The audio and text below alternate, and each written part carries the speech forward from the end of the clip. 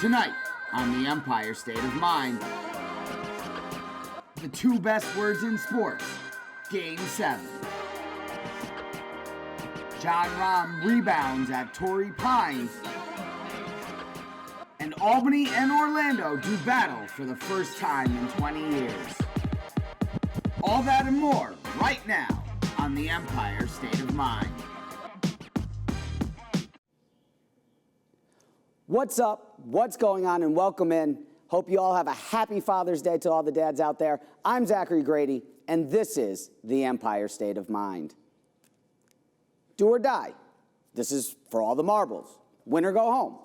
I'm sure there are several other cliches out there to use in hyping up tonight's game between the Hawks and Sixers. Ultimately, though, there are only two words that really needed to do so. Game 7. We go to Philly for Game 7 as Joel Embiid pops the three here to tie the game at 76 in the fourth quarter. Embiid had 31 points and 11 boards in 41 minutes. 518 native and Shen, great. Kevin Huerter getting the start tonight. 40 minutes for Huerter, 27 points as a starter as he hits the runner. Ben Simmons here avoids the dunk. Simmons would only take 4 shots on the night. He'd be 1 of 2 from the free throw line and apparently not wanting to take that easy slam. Trae Young, though, a little shake and bake. He loses it. He gets it back, throws it up, and Clint Capella throws it down. Young had 10 assists. Capella 13 points.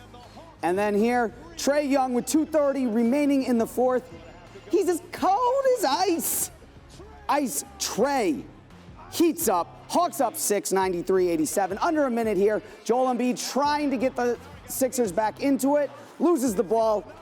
Hawks win 103-96. Joel, do you want to see this same group back here next year? And what do you think you guys need to be able to take the next step that you've been kind of waiting on for 2 years? Carl, I like you, but that's a tricky question. I don't think this is the time, to be talking about, those type of stuff. Obviously, he struggled from the free throw line, and that became a factor in this series. There's no doubt about that. Still believe in him, but we have work to do. We're going to have to get in the gym, put a lot of work in, and go forward. I just assumed Gallo was coming over my back, and then Collins moved out, and so I thought we just had a wide open dunk. With the loss, Sixers head coach Doc Rivers falls to 6-9 all-time in Game 7s. Simmons' future in Philadelphia remains uncertain. He signed a 5-year deal with Philly that has him locked up through 2025. And with an average base salary of over $30 million, Philadelphia's process may need to be reevaluated. It was great to see. It was absolutely great to see. Because I remember when I used to do the same thing to MJ. Those were the words of Kobe Bryant after his first time playing against Devin Booker. At this time, Kobe would have "Be Legendary" written on his sneakers for each game, a sentiment that Booker would later tattoo on his arm after Kobe's passing, a sentiment that Booker would take to heart as he enters his first conference finals game. We pick it up here in the third quarter. Suns down by 6, and Booker hits the mid-range. Booker's been averaging 28 points, 7 boards, and 5 assists in the playoffs. Booker here now, 2 minutes remaining in the third from the free-throw line. He gets the end one. Booker would be 7 for 7 for the line as the Suns are only down 3. Yeah, Kobe's with me every day. After you guys see what I put on my shoes to be legendary, that's a reminder. That's a reminder for me. Fourth quarter now, game tied at 95. Booker bringing it up, little transition 3. Booker 3 from 7 from downtown in game 1. Suns go up by 3. 2 minutes remaining in the fourth quarter. Suns in transition now. Bridges to Booker to Bridges. He throws it down. Suns extend the lead to 9.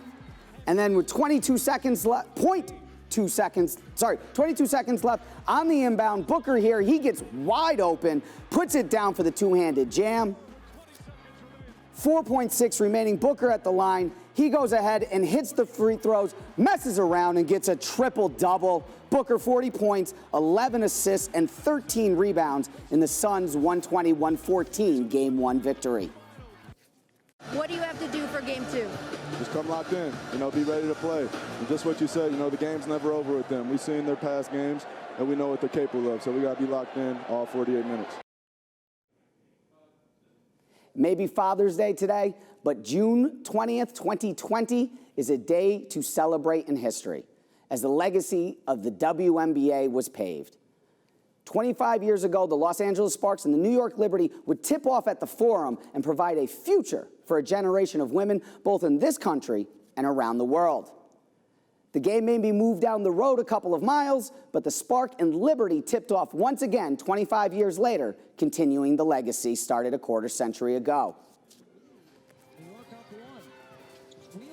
Sparks here. Erica Wheeler hits the three to extend the lead. Pick it up as Sabrina Ionescu gets the dish. She had 21 minutes of action, and the Liberty take a 2-point lead. And finally here, Rebecca Allen blocks Wheeler's shot at the buzzer, her third block of the night. Liberty would go on to take the win 76-73 on WNBA 25th anniversary. After the break, we head to the Bronx to catch a game at Yankee Stadium. Then we head down 95 as the Mets and Nats toss the lumber around. Don't go anywhere. Stay strapped in, grab a drink. We're back in 90 seconds. On camera, you want to be behind the camera, you want to do radio, podcast, whatever it is. This is a program in full. We're going to prepare you for what this industry is, and you're going to hear it from people who've been in the field, in the newsroom, in the control room for the last 20 years. The stuff that you guys are doing hands-on here, I can't express enough. It will benefit when you are on your own somewhere else. I'm hearing from people that I worked with years ago who say, I get what you're doing. Where was this before? We're on the cutting edge of doing something no one's ever done before, and the student is the one who benefits. And Spain has its first U.S. Open champion, Jon Rahm. You have no idea what this means right now. You're Will Silly now. 121st U.S. Open at Torrey Pines. We are here on 17 as Jon Rahm drops the birdie putt to tie for the lead going into 18. Rahm would have 5 birdies on the day. That's number 4, so you know where number 5 is going to be. Right here on 18, Rahm started birdie, finishes birdie as he takes the outright lead on the 72nd hole. Last shot here for Louis Oosthuizen. A wedge from 69 yards out for Eagle 3. Not quite. He would leave it just a little high, and Jon Rahm would take the U.S. Open. Rahm's first major, and Rahm the first Spaniard to win the U.S. Open. It was just 2 weeks ago that Rahm was brought to tears after the third round of the Memorial. With a 6-stroke lead, Rahm was forced to withdraw due to a positive COVID-19 test. Rahm's tears on Sunday, though, were tears of joy as he now joins fellow countrymen Jose Maria Olazabal and Sergio Garcia as the only Spaniards to win a major championship. Rahm, as mentioned, is the first Spanish-born golfer to win the U.S. Open. So if 6 + 4 + 3 = 2, then what does 1 + 3 + 6 + 2 + 5 + 6 equal? Well, for the Yankees last week, it equaled history. It would be the Yanks' second triple play of the season. Only the 2016 White Sox have been able to turn more triple plays in a year, with 3 total, than the Yanks. Yanks looking to make history again today in the Bronx. We pick it up in the first as Matt Olson hits a home run off of Jordan Montgomery. That is the 3rd straight game in which the A's have had a home run in the first inning, all against the Yankees here in the series. Bottom 6, Gary Sanchez, he doubles to deep right. Aaron Judge would come around to score. Clint Frazier would come around to score. Sanchez advances to third on the throwing error. Yanks take the 2-1 lead in the sixth. And then, Michael K., you go ahead. You call history for me. This could be 1, 2, on the first. It's a triple play. They've done it again. 3 times a charm, and the Yankees win 2-1. The home run derby is still a couple weeks away, but the Mets and Nationals seem to be ready to get it started this week. Mets shortstop Francisco Lindor would hit a pair of home runs in yesterday's first half of the day-night doubleheader. Nats outfielder Kyle Schwarber would say, well, whatever you can do, I can do better, by hitting a pair himself in the second game of the night. Sunday's getaway game between the two would prove to be more of the same. We pick it up here in the first. Schwarber, another lead-off home run, his 4th of his career. Nats go up 1-0 early. Top of the second now, Kevin Pillar, home run to right off of Patrick Corbin, tying the game at 1. Move to the 5th, Schwarber up again. Schwarber home run again. Back-to-back games now with 2 home runs. He had 2 yesterday, 2 today. Nats extend the lead 3-1. Alonso here in the 7th, the Polar Bear making it count, his 11th of the season. Mets cut the Nats lead to 1, but it's Schwarber in the 7th, his 3rd home run of the game. Schwarber, 5 home runs in the last 2 games. Nats go on to win 5-2. Get the curtain call, Kyle. 2-time Cy Young winner Jacob deGrom is scheduled to return on Monday for the first game of the day-night doubleheader against Atlanta. deGrom left his last start after just 3 innings pitched due to shoulder soreness. The Mets ace struck out 8 of the 9 batters he faced against the Cubs. An MRI was taken on Thursday, which revealed no damage to the righty, according to GM Mets Sandy Alderson. Shen grad Ian Anderson looks to make history for the Braves in the nightcap tomorrow against the Mets. Anderson took the Yankees down back in the Bronx back in April. With a win tomorrow night, he would become the first native New Yorker to beat both the Yankees and the Mets in the same season. We move to the College World Series here. Virginia taking on Tennessee. Virginia catcher Logan Miles homers to left field as the Cavaliers take the early 1-0 lead. Miles up again in the 7th, drives in an insurance run, scoring 1 more. Virginia extends the lead to 2. They would add 4 more, as in the bottom of the 9th, Matt Wyatt comes on for the save. Virginia gets the win 6-0. Mississippi State and Texas would face off in the second half of the doubleheader at Omaha. Sack fly to left here for Mississippi State to get us going, takes the early 1-0 lead. In the 4th, Brad Cumbest gets to third base, scoring Luke Hancock from first. Mississippi State extends the lead. And then bottom 9, Texas trying to come back. 2 outs, 2 on, 2 outs, no one on. Home run here to right, cuts the lead to 1, but it wouldn't be enough as Texas falls to Mississippi State. The Islanders look to save their season in Game 4. The Jets and Jameson ink a new deal for 2021. And the Empire rebuild their Air Force with the return of their star receiver. All of this still to come on the Empire State of Mind. On camera, you want to be behind the camera, you want to do radio, podcast, whatever it is, this is a program in full.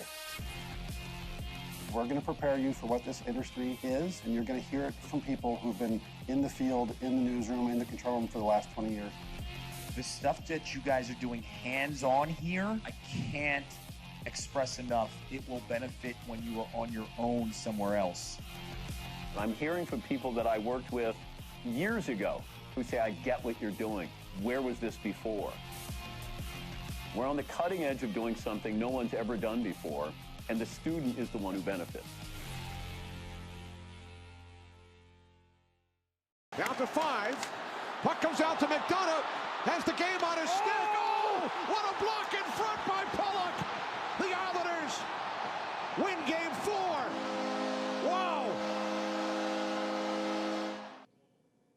If there was an award in the NHL for Save of the Year, Islanders defenseman Ryan Pulock it up last night.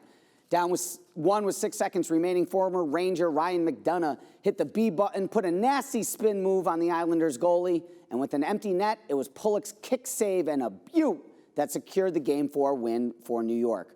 The series shifts back south to Tampa for Game 5 on Monday. Jamison Crowder and the Jets agreed to terms on Monday of a renegotiated deal that will keep him with the team in 2021. Crowder is already under contract and was set to make $10 million this season. Now, Crowder has only a salary of $5 million with $4.5 guaranteed. The deal will free up about $5 million in cap space for the Jets. Crowder led the team in receptions both in 2019 and 2020. There's no better person out there on or off the field. If you don't like Malachi Jones, you don't like puppies or Santa Claus. That is what head coach Tom Menes said about his star wide receiver Malachi Jones after re-signing with the Albany Empire. Jones played in the Empire in 2018 and 19. He was the AFL wide receiver of the year both years. He had 54 touchdowns and 2,500 receiving yards. This is Jones' second stint in the NAL. He was the NAL Rookie of the Year in 2017 for the High Country Grizzlies. Dads, thanks again for joining us today. Make sure you lace up your Air Monarchs. We got our baby blues on for Father's Day. Have fun, and then always keep making sure that you're living life with an Empire state of mind.